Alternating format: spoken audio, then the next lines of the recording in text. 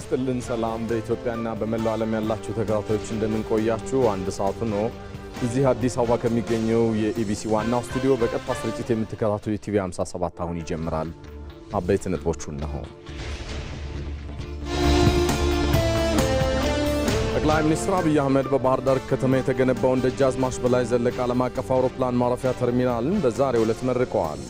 የኤርፖርት ተርሚናሉ በኢትዮጵያ ሁለተኛው ትልቁ ስለመሆኑ ነው የተገለጸው።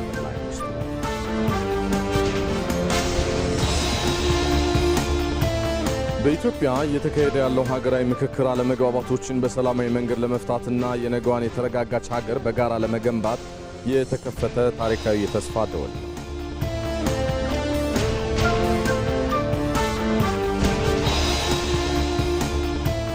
የሁቲ አማጺ ኃይሎች በየመን ወታደራዊ ካምፖች ላይ በፈጸሙት ጥቃት 30 ወታደሮች ስለመገደላቸው መገለጹን ተወጥቷል።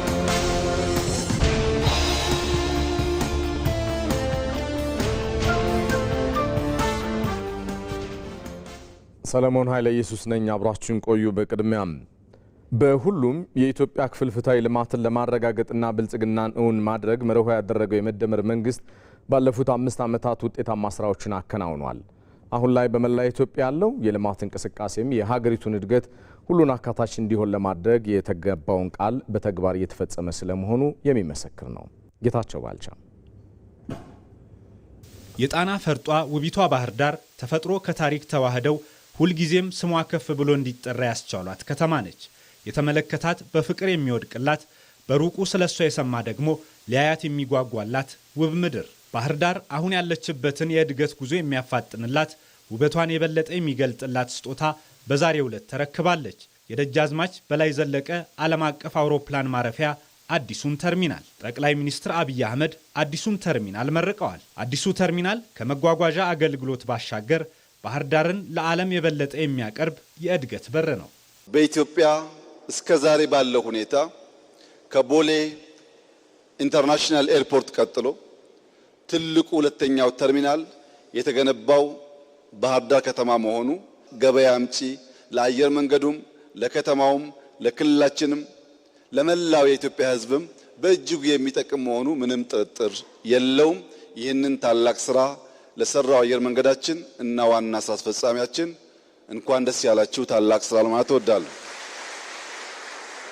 ባህር ዳር ባላት ገናና ስምና የእድገት ደረጃዋ መካከል ሰፊ ርቀት ነበር። አሁን ግን ሀገራዊ ለውጡ የተፈጥሮ መስህብና እንግዳ ተቀባይ ህዝብ ባለቤት ለሆነችው ለዚች ከተማ ከናፈቀችው ልማት ጋር እንድትገናኝ አድርጓታል።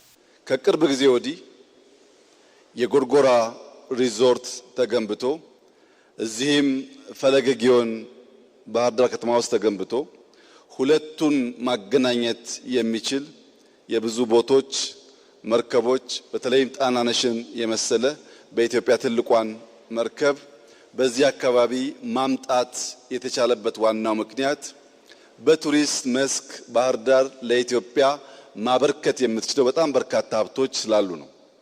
ከለውጥ በኋላ ከቱሪዝም ባሻገር በኢንዱስትሪው መስክ ኢንዱስትሪያል ፓርክ በዚህ ከተማ ተገንብቷል። ኢትዮጵያ ውስጥ ካሉ ከተሞች ምናልባትም ቀዳሚ በሆነ ደረጃ የውስጥ ለውስጥ መንገድ በጥሩ ዲዛይን ከተሰራባቸው ከተሞች መካከል ከፍተኛውን ስፍራ የምትይዘው ባህር ዳር ናት። በሀገራችን ብቻ ሳይሆን በከባቢያችንም ጭምር በግዝፈቱ በጥራቱ ሊተካከለው የማይችል ድልድይ የተገነባው በባህር ዳር ከተማ ነው። አሁን ደግሞ የኮሪደር ስራው በውስጥ ያላችሁ ሰዎች እንደምታዩት እኛም ዛሬ በከፍተኛ አድናቆት እንዳየነው በጣም ተስፋ ሰጪ፣ ይበልጥ ውበቷን መግለጥ የሚችል ሰዎች ተቀብላ ለማስተናገድ የሀብት እንቅስቃሴ ማዕከል ለመሆን የሚያስችል ሁናቴ በባህር ዳር መጀመሩን አይተናል። ባለፉት የለውጥ ዓመታት የልማት ብርሃን የበራላት ባህር ዳር የብዙ እምቅ አቅም ባለቤት ነችና ልማቷን የበለጠ አሳድጋ የሚገባት የከፍታ ደረጃ ላይ እንድትቀመጥ ሁለት ቁልፍ ጉዳዮች ላይ ትኩረት ማድረግ ያስፈልጋል። አንደኛው የልማት ጉዟን የሚያፋጥንላትን የገቢ አቅሟን ማሳደግ ነው። በገነባን ቁጥር በርከት ያሉ ሰዎች እያመጣን ይበልጥ ገቢያችን እያደገ ሌላ ልማት ሌላ ኢንተርቬንሽን ማድረግ የሚያስችል የከተማውን ገቢ የከተማውን አቅም ማሳደግ ያስፈልጋል። ሰላምን ማጽናት ልማትን ዘላቂ ለማድረግ የሚያስችል ሌላኛው ወሳኝ ጉዳይ ሆኗል። ሁለተኛው ቁልፍ ጉዳይ ሰላም ነው። መላው የከተማችን ነዋሪዎች ሰላም ውድ ስጦታ፣ ጊዜ ትልቅ ሀብት፣ ስራ ትልቅ ጸጋ፣ ትብብር በጋራ መቆምና መልፋት ከምን ጊዜም በላይ የሚያስፈልግበት ዘመን መሆኑን መገንዘብ ያስፈልጋል። ልዩነትን በኃይል ሳይሆን በውይይት መፍታት ደግሞ ለነገ የምናሳድረው የቤት ስራ ሳይሆን ዛሬውኑ ልንተገብረው የሚገባ ነው። የአማራ ክልል ህዝብም ለክልሉ ለውጥ ሌት ተቀን ከሚተጋው አመራር ጋር እጅና ጓንት በመሆን መስራት ይጠበቅበታል። ባህር ዳርን በማቅበት ዘመን እንደዚህ እንደ ዛሬው ዘመን የአማራ ክልልም ሆነ ባህር ዳር ራሱን በራሱ በተሟላ መንገድ የሚያስተዳድርበት ዘመን አልነበረም።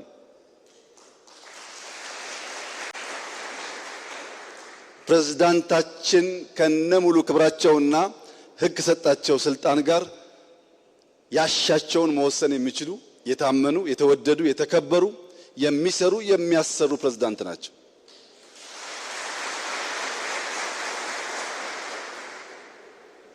እንተባበር፣ ባህር ዳርን እናልማ። ካልተግባባን ደግሞ እንደ ጨዋ በንግግር እንጨቃጨቅ። ጊዜ ግን እንዳያልፍብን እንጠንቀቅ። አመሰግናለሁ።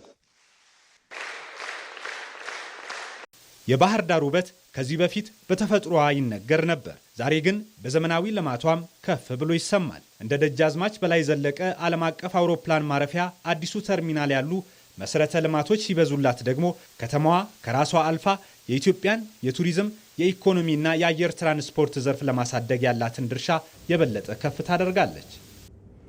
ይህ በዚህ እንዳለ የኢትዮጵያ አየር መንገድ በባህር ዳር ከተማ የሚገኘው የደጃዝማች በላይ ዘለቀ ዓለም አቀፍ አውሮፕላን ማረፊያ ተርሚናል ማስፋፊያና የማሻሻያ ግንባታ ፕሮጀክት በስኬት አጠናቆ ለአገልግሎት ክፍት አድርጓል። ተርሚናሉ በአንድ ጊዜ እስከ 700 መንገደኞችን የማስተናገድ አቅም ሲኖረው ዓለም አቀፍ በረራዎችን እንዲያስተናግድ ተደርጎም የተገነባ ነው። ብሩክታዊት አስራት የኢትዮጵያ አየር መንገድ ግሩፕ በኢትዮጵያ ደህንነቱ የተጠበቀና ተደራሽ የአየር ትራንስፖርት አገልግሎት ለመስጠት ሰፊ መዋዕለ ንዋይ በመመደብ የአቪዬሽን ኢንዱስትሪውን መሰረተ ልማት በማስፋፋትና በማዘመን ላይ ይገኛል። አየር መንገዱ የተገልጋዩን ምቾት ለመጠበቅ ዓላማ በማድረግም ከቦሌ አውሮፕላን ማረፊያ ቀጥሎ ትልቁን አዲስ የመንገደኞች ማስተናገጃ ተርሚናል በአማራ ክልል በባህር ዳር ከተማ ደጃዝማች ዘለቀ ዓለም አቀፍ አውሮፕላን ማረፊያ ገንብቶ በማጠናቀቅ ጠቅላይ ሚኒስትር አብይ አህመድ በተገኙበት አስመርቋል። የክልሉ ርዕሰ መስተዳድር አረጋ ከበደ የክልሉን ሁለንተናዊ እድገት ከሚያረጋግጡና የሀገርን ገጽታ ከሚያሻሽሉት ውስጥ የማስፋፊያ ስራው ተጠናቆ ለአገልግሎት ክፍት የሆነው የደጃዝማች በላይ ዘለቀ የአውሮፕላን ማረፊያ አንደኛው መሆኑን አንስተዋል። የክልሉ ሁለንተናዊ እድገት የሚያሳልጡ የቱሪዝም መስኮት የሆኑ ኢንቨስትመንት መግቢያ በር የሆነ የህዝቦቻችን ትስስር የሚያጠናክሩ የሀገርን ገጽታ የሚያሻሽሉ ምልክት የሆኑ የአየር ማረፊያ ፕሮጀክቶች ዛሬ የመረቅነው ብቻ ሳይሆን የዛሬ 3 ሳምንት አካባቢ ደብረ ማርቆስ ላይ ከ6 ወር ወይም ከ7 ወር በፊት ወልዲያ ላይ ኮምቦልቻ ላይ በተመሳሳይ መልኩ ሌሎችም የማሻሻያ ፕሮግራሞች እየተካሄዱ ይገኛሉ። ይሄ ቀደም ሲል እንደገለጽኩት ለክልላችን የኢንቨስትመንት መዳረሻ የቱሪዝም መስኮት መግቢያ በር የሆኑ የህዝባችንን ትስስር የበለጠ የሚያሳልጡ ንግድን የሚያስተካክሉ ስራዎች እየተሰሩ ይገኛሉ።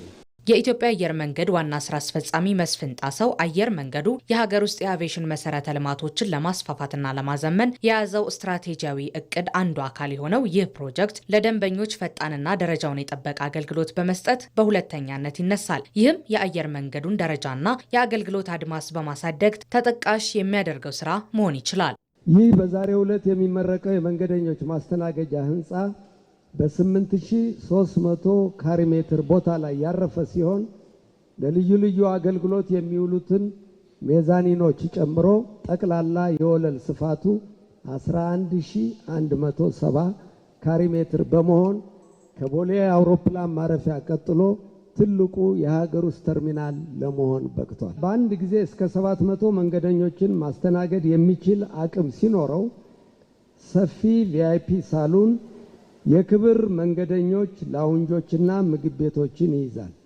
ከዚሁ በተጓዳኝ በአውሮፕላን ማቆሚያው ወይም ኤፕሮን ላይ በተሰራው ማስፋፊያ የጣቢያውን አቅም በአንድ ጊዜ 4 ትላልቅ እንደ ቦይንግ 777 አውሮፕላኖችን ማለት ነው እና 6 መለስተኛ እንደ ቦይንግ 737 አውሮፕላኖችን ማቆም የሚችል አቅም አለው። ከተማዋ ያሏት ታሪካዊ ስፍራዎችና በቀን እስከ 14 የሚደርሱ የበረራ ምልልሶች የባህር ዳርን ከፍተኛ የአየር ትራንስፖርት ፍላጎት ያሳያሉ። በመሆኑም አዲሱ አውሮፕላን ማረፊያ ለቱሪዝም እድገትና ኢንቨስትመንት ፍሰት ትልቅ አስተዋጽኦ ይኖረዋል።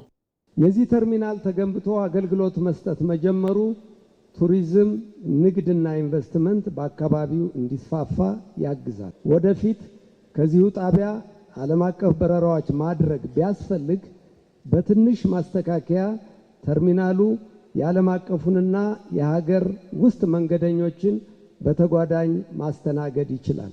በዚሁ የለውጥ ዘመን ውስጥ አዳዲስና ዘመናዊ የመንገደኛ ማስተናገጃ ተርሚናሎች በበርካታ አውሮፕላን ማረፊያዎች ተገንብተዋል።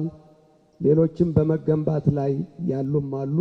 ያሉትንም በማዘመን ላይ እንገኛለን። የኢትዮጵያ አየር መንገድ ግሩፕ የአገሪቱን የአቪዬሽን መሰረተ ልማት ለማስፋፋትና ለማዘመን ባቀደው ስትራቴጂ መሰረት ባለፈው 1 ዓመት ውስጥ 4 አዳዲስ አውሮፕላን ማረፊያዎችን ገንብቶ ወደ ስራ አስገብቷል። 5ኛው ደግሞ የጎሬ መቱ አውሮፕላን ማረፊያ በቀጣይ 2 ወራት ውስጥ ይጠናቀቃል ተብሎ ይጠበቃል። ከኢቲቪ ዜና 57 ጋር ናቸው። የተወደዳችሁ ዘገባዎቻችንም ይቀጥላሉ። የቤኒን መንግስት ልዑካን ቡድን የፌዴራል አየር ኃይልን ጎበኘም። የቤኒን ዲጂታል ትራንስፎርሜሽን እና ኢኖቬሽን ሚኒስትር ማሁና አካፑሉጋን የተመራ ከፍተኛ የልዑካን ቡድን ከ6 የሀገሪቱ ሚኒስትር መስሪያ ቤት ከተውጣጡ ከፍተኛ የመንግስት የስራ ኃላፊዎች ጋር በጋራ በመሆን ጉብኝቱን ያካሄዱት። ልዑኩ በጉብኝቱ ከኢትዮጵያ በተለያዩ ዘርፎች ልምድ በመቅሰም በሀገራቸው በተግባር ለመዋል ያለመ ስለመሆኑ ተገልጧል። በፌዴራል አየር ኃይል ዋና አዛዥ ሌተናል ጀነራል ይልማ መርዳሳ አቀባበል የተደረገለት የልዑካን ቡድኑ ታዲያ የቢሾፍቱ አየር ኃይል ተቋም ዋና መስሪያ ቤትንም ጎብኝቷል። በጉብኝታቸውም የአየር ኃይል ከፍተኛ የጥገና ማዕከላትን እንደዚሁም የተለያዩ የአውሮፕላን መለዋወጫዎች እና ማምረቻዎችንም ጎብኝቷል። በቀጣይ ልዑካን ቡድኑ በኢትዮጵያ የተለያዩ ዘርፎችን ይጎበኛል ተብሎም እንደሚጠበቅ ባልደረባችን ሳዳት መሐመድ ሳኒ ያደረሰን ዘገባ ያመላክታል። በረከምዩ ስርን ጌተቤታ ረትመለ ኢትዮጵያ ወጥቀውሳይን ቤኩ ኢመላ ኢጃርሳ ኢትዮጵያ ወሊን ቀብሶ ምን ኦሮሞ ቢሊሱማ ፍርቅቱማ ለፍታይሳ ኩቱሬ ኩኒ ወል ሲመተሙ ወልኢት ሞቲን ባህር ነጋሽ ቡልቹሱን ዶሬ ደማ ኦሮሞ ኤርትራ ኬሰት መጋሊ ጉዶ ተኩ መቃንሼ ባሬንቱ እንት ዋይ ቦርናፍ ባሬንቱ ማል ቤኩፍ መቃሞ ጋሰኒ jijjiirama asitti gaaffileen uummanni Oromoo qabatee ittiin qabsaa'aa ture kamtu deemu. Bita mirga fuuldura duuba ilaaluun barbaachisaa miti. Oromoon guutummaatti bilisoomeera. Period. Egaa gaaffiin qabsoo Oromoo kun deebii argachaa jiraate maddi rakkoo nageenyaa Oromiyaa kun maalidha? Kaayyoo ganamaa jennee walabummaa inni meecaaftu lamaa taanaan ganamni keenya waa'ee walabummaa jirreen kaasa. daangaa amma jiru kana kan sarare tokko gobanaa baajeeti. Waliigaltee Piriitooriyaa kana ifatti diiguudhaan waraanaa fi of qopheessaa jira. Namoonni kaleessa nuti mana hidhaa keessaa baasneetu bosona galee warra kaleessa hidhe wajjiniin hariiroo uummatee qabsaa jira. Maaliif harkifatee maaliif galma ga'uu dadhabe? Kan biraa dhiisii hoomaa waraanaa biyyoolessaa lachiin jiru guutummaatti of bulchuu maal barbaacha wayittee gaaffii dhugaa hin qaban. Dhuguma uummanni Oromoo abbaa dabareetti tammaarrachaa jira moo waan isaaf maluun arganne moo kamitti ilaaltu suni waan kana? Kan ofii qabateetu kan keemmoo kan waliiniiti waliin qooddachuu qabna qofaa kee murteessuu hin dandeessu jedha. Kun walqixxummaa jibbuurraa kan maddudha. Mariin abaa'oo shanii wajjin taasifamaa ture jira. Maalirra ga'e? Oromoon Itoophiyaadha. Itoophiyaan Itoophiyaa irraan fottoqu. Turtii muummichi ministeeraa Dr. Abiy Ahmed dhimmoota siyaasaa, diinagdee fi hawaasummaa irratti Oromiyaa Broadcasting Network OBN waliin taasisan boru galgala nu eegaa.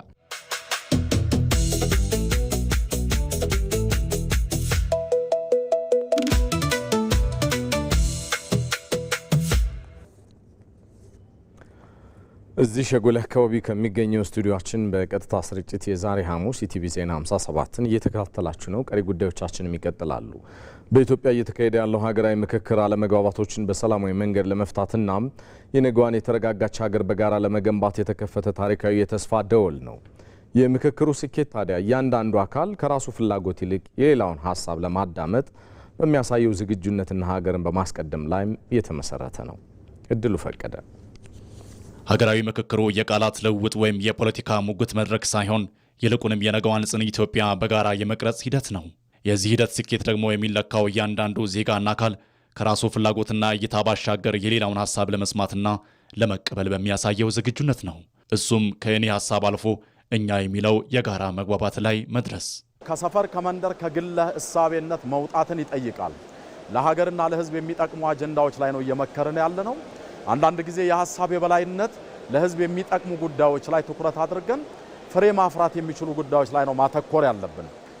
የኔ ሀሳብ የበላይ ይሁን፣ የኔ አካባቢና የመንደሬ ጥያቄ ብቻ ይከበር የሚል ሳይሆን ሀገር እንደ ሀገር፣ ሕዝብን እንደ ሕዝብ ማየት ተገቢ ነው የሚሆነው። በዚህ ሀገራዊ ምክክር የተሰባሰቡትን የራሳችንን እውነት ብቸኛና ትክክለኛ ነው ከሚለው እያላቀቀ የሌሎችንም ላድምጥ፣ አብረን ሀገራዊ መፍትሄ እንፈልግ ወደሚል የሀሳብ ሂደት መሸጋገርን ያላመደም ሆነዋል። እውነተኛ ምክክር የሚጀምረው የኔ ሀሳብ ብቻ ይከበር የሚለውን መንፈስ አስወግደው የሌላውን ስሜት፣ ስጋትና ፍላጎት ለማዳመጥ ግራና ቀኙን ክፍት ማድረግ ሲቻል ነው። ይህ የሚፈጥረው የጋራ የመግባባት ድልድይ ደግሞ የጉባኤው ስኬት ነው። ለዚህም ነው የሌላውን ወገን እይታ በጥሞና ማዳመጥና ምክንያታዊ የሆኑ ሀሳቦችን መቀበል የምክክሩ መርህ የሆነው። ሰጥቶ መቀበልን መርህ በመከተል የምንሰጠው ነገር ሌላውን የሚጎዳ ነው ወይስ የማይጎዳ ነው? የምንቀበለውስ የሚጎዳ ነው የማይጎዳ ነው? ሀገርን የሚጎዳ ነው የሚጠቅም ነው የሚለውን አናላይዝ እየተደረገ ኮስት ቤኔፊት እየተሰራ ነው። አሁን ወደ ጋራ መግባባት እየመጣ ነው ያለ ነውና በደንብ ሰጥቶ መቀበል የሚለውን በደንብ ማለት በምንችለው ደረጃ ኢንተርቴን ተደርጓል የሚል እምነት አለ። ማንኛውም ልዩነትና ቅሬታ የሚስተናገደውና ትርጉም የሚኖረው በጸናች ሀገርና ተነጋግሮ በተገነባ ዜና ነው። ሰጥቶ የመቀበል መርህን መከተልና ሀገርን ማስቀደም የመጀመሪያውም የመጨረሻውም ጉዳያችን የሆነውም ለዚሁ ነው። እያንዳንዱ ተሳታፊ የራሱን ሀሳብ አንጸባርቋል፣ አዋጥቷል። ያንን ሀሳብ ወደ አንድነት በሚመጣ መልኩ መርጅ ተደርጎ ሀገራችን በምን አይነት ሁኔታ ላይ መገንባት መቻል አለበት ወደሚል ወደ ስምምነት እየተመጣ ነው። ያ ማለት የነገው የጋራ እጣ ፈንታችን በጋራ የመወሰን እድልን በጣም ክፍት ያደርግልናል ማለት ነው። የሀገራዊ ምክክሩ ትልቁ ተስፋ በሀሳብ ልዩነቶች ምክንያት የሚፈጠሩ አለመግባባቶች በውይይትና በንግግር የመፍታት ባህልን ማዳበሩ ነው። ለዘመናት የቆዩ የፖለቲካና የማህበራዊ ትረካዎች ልዩነት በውይይት መድረክ ሲቀራረቡ ህዝቦች እርስ በርስ የመረዳዳትና የስጋቶቻቸውን ምንጭ የመረዳት ድል ያገኛሉ። ይህም ለዘላቂ ሰላም ግንባታ ጠንካራ መደላደል ይፈጥራል። የተለያዩ ሀሳቦች ከተለያዩ ባለድርሻ አካላቶችን ሰምተናል። እነኚህ ሀሳቦች ለሀገሪቱ ግንባታ እና ተቋማት ግንባታ በጣም ገንቢ የሆኑ ሀሳቦች ናቸው። በዚህ ሂደት እየተሰራ ያለው በጣም ተስፋ የሚሰጡ ናቸውና አሁን እንደዚህ እየቀጠለ ያለው ጥሩ ይሆናል የሚል እሳቤ ነው ያለኝ። አሁን እየተካሄደ ባለው ሀገራዊ ምክክር ስኬታማነት እያንዳንዱ ዜጋ ከግል ሀሳብ ወጥቶ የሌላውን ሰምቶ መካከለኛውንና የጋራ የሆነውን እውነተኛ መንገድ መፈለግ የሚያስችለውን መሰረት ይጥላል።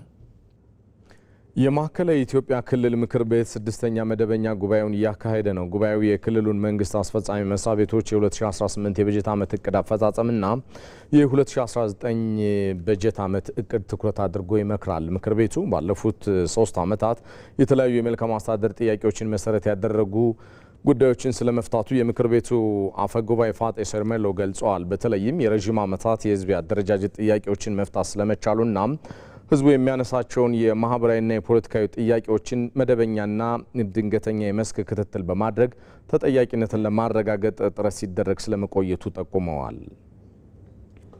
ረጅም ጊዜያት የመልካም አስተዳደር ጥያቄ ሆነው የቆዩትን የአደረጃጀት ጥያቄዎች ማለትም የምስራቅ ጉራጌ፣ የእም ዞን፣ የማረቆ፣ የቀቤናና የጠንባሮ ልዩ ወረዳ እንዲቋቋሙ ውሳኔ አሳልፈዋል። ምክር ቤቱ የህዝብ ውክልና ተግባራትን በመፈጸም በማህበራዊ በፖለቲካዊና በኢኮኖሚ ጥያቄዎች በዲሞክራሲያዊ ምላሽ እንዲያገኙ መደበኛና ድንገተኛ የመስክ ክትትልና ቁጥጥር አድርጓል። በተጨማሪ አስፈጻሚ መስሪያ ቤቶች እቅድ አፈጻጸም በሚመለከት የፊት ለፊት ግምገማና ሙሉ ማኔጅመንት ባሉበት አካሂዶ ግብረ መልስ በመስጠት ተጠያቂነትን ለማረጋገጥ ጥረት ሲያደርግ ቆይቷል። እንደ ሪፖርተራችን ቶማስ ኃይሉ ዘገባ ታዲያ ምክር ቤቱ ከተቋቋመ ጀምሮ 43 በላይ አዋጆችን፣ አንድ የአደረጃጀት ሞሽንና 4 ደንቦችን አጽድቋል። በበጀት ዓመቱም በክልሉ በዋና ዋና ዘርፎች ላይ ውጤቶች ስለመመዝገባቸው የክልሉ ርዕሰ መስተዳድር ዶክተር እንደሻው ጣሰው ተናግረዋል። የህዝቡን መሰረታዊ ጥያቄዎች በመመለስ ረገድ ጉልህ ድርሻ ያላቸው ቁልፍ ተግባራትን በመለየት በየጊዜው የሰላም ግንባታ ስራችንን ከማጽናት ጎን ለጎን ዲጂታል ኢትዮጵያን ከመገንባት ጋር በተያያዘ መሰረታዊ የሆኑ የኮደር ስልጠናና የፋይዳ ምዝገባን ጨምሮ የመሶብ አንድ ማዕከላት የገቢ የስራ ዕድል ፈጠራ፣ የኑሮ ማረጋጋት፣ የግብርና፣ የከተማና የገጠር ኮሪደር ልማት ስራዎች በልዩ ትኩረት እንዲመሩ ተደርጓል። በመልካም አስተዳደር እና አገልግሎት አሰጣጥ ረገድም የዘመናት ችግር የሆነውን እንግልት ለመቅረፍ የሚያስችል የመሶብ አንድ ማዕከል አገልግሎትን እውን ለማድረግ በተከናወነ ርብርብ እስካሁን 7 ማዕከላትን ወደ ተግባር ማስገባት ተችሏል። ባለፈው በጀት ዓመት በ7 የክልል ማዕከላት የጀመርናቸው ግዙፍ የቢሮ የአዳራሽና የቤተ መንግስት ግንባታ ስራዎች መካከልም የሆሳና ማዕከልን በማጠናቀቅ ሀገራዊ የኢትዮጵያ ብሔር ብሔረሰቦችና ህዝቦች በዓልን አክብረንበታል። መደበኛ አገልግሎት እየሰጠም ይገኛል። መቄዶንያ የበጎ አድራጎት ድርጅት የገንዘብና የቁሳቁስ ድጋፍ ተደረገለት። የፌዴራል ማረሚያ ቤት ኮሚሽን የመስሪያ ቤቱን ማኔጅመንት ሰራተኞችና ታራሚዎችን በማስተባበር በገንዘብና በአይነት 4.6 ሚሊዮን ብር የሚገመት ድጋፍ ማድረጋቸውን ማህበሩ አስታውቋል። የፌዴራል ማረሚያ ቤት ዋና ኮሚሽነር የኑስ ሙሉ መቄዶንያ ለሚሰራው የተቀደሰ ተግባር አመስግነው ከዚህ በፊት ቃል በገቡት መሰረት ሐምሌ 28 በየዓመቱ የፌዴራል ማረሚያ ቤት ኮሚሽን መጥተው የሚጎበኙበት ቀን ሆኗል። በተመሳሳይ የኢፌዴሪ መከላከያ ሰራዊት በየዓመቱ ሐምሌ 29 ቀን የሚያከብረውን የበጎ አድራጎት ቀን በማስመልከት ላለፉት 3 ተከታታይ ዓመታት መቄዶንያ በመገኘት ለሶስተኛ ጊዜ በማህበሩ ተገኝቶ ድጋፍ አድርጓል። የመከላከያ ሚኒስቴር የሴቶችና ማህበራዊ ጉዳይ ዳይሬክተር ብርጋዴር ጀነራል ሁላገርሽ ድረስ እንደገለጹት ሰራዊቱ የሀገርን ሕልውና በጽናት ከመጠበቅ ባሻገር በማዕከሉ ተገኝቶ ፍቅሩንና ሰብአዊነቱን በማሳየት ለወገኑ ቀዳሚ ድራሽነቱን አስመስክሯል ብለዋል። ያመጧቸውን ግምታቸውን ከ600 ሺህ ብር በላይ የሆኑ የተለያዩ ቁሳቁሶችንም አስረክበዋል። የመቄዶንያ መስራችና ዋና ስራ አስኪያጅ ቢንያም በለጠ እንደዚሁም የማህበሩ ተገልጋይ አረጋውያን ስለ ጉብኝቱና ስለተደረገላቸው ድጋፍም አመስግነዋል። የውጭ ዜና። የሁቲ አማጺ ኃይሎች 30 የመን ወታደሮችን ገደሉ። የሁቲ አማጺያን በሀድራሙትና ማሪባ ግዛቶች በሚገኙ የየመን ወታደራዊ ካምፖች ላይ በፈጸሙት ጥቃት 30 የመንግስት ወታደሮች ሲገደሉ 50 የሚሆኑት ደግሞ ክፉኛ ስለመቁሰላቸው ተዘግቧል። የጉዳቱና የሟቾች ቁጥር ሊጨምር እንደሚችልም ተገልጿል። ይህ ጥቃት እንደ አውሮፓውያን አቆጣጠር ከ2022 ጀምሮ በሀገሪቱ ተደርጎ ከነበረው የተኩስ አቁም ስምምነት ወዲህ የታየ ትልቁ ጥቃት ስለመሆኑ ነው የተገለጸው። የሁቲ ወታደራዊ ቃል አቀባይ ያህያ ሳሪ ጥቃቶቹ የተፈጸሙት በሚሳኤሎችና ድሮኖች ስለመሆናቸው አረጋግጠዋል። በሌላ በኩል የአሜሪካ ፕሬዝዳንት ዶናልድ ትራምፕ በበኩላቸው ወሳኝ የሆነው የሆርሙዝ ሰርጥ በቅርቡ እንደሚከፈት ተናግረዋል። ፕሬዝዳንት ትራምፕ ከኢራንና ከኦማን ጋር እየተደረጉ ያሉ ድርድሮች በመቀጠላቸው ሳቢያ የሆርሙዝ ሰርጥ መተላለፊያ በቅርቡ ክፍት እንደሚሆን በመግለጽ ዓለም አቀፍ የነዳጅ ገበያን ለማረጋጋት የሚደረጉ ጥረቶች ስለመቀጠላቸው መናገራቸውን የዘገበው አልጀዚራ ነው። የተወደዳችሁ ለምሽት 1 ሰዓት ያልናቸው የቲቪ ዜና 57 የተመለከታቸው ጉዳዮች እነኚህ ናቸው። በቀሪ ጉዳዮቻችሁ ደቂቃዎቻችሁ ከተመራረጡ የቢዝነስና የስፖርት ዘገባዎች ጋር ትቆያላችሁ። ምሽት 2 ሰዓት ዳግም እንገናኛለን። በሰላም ቆዩ።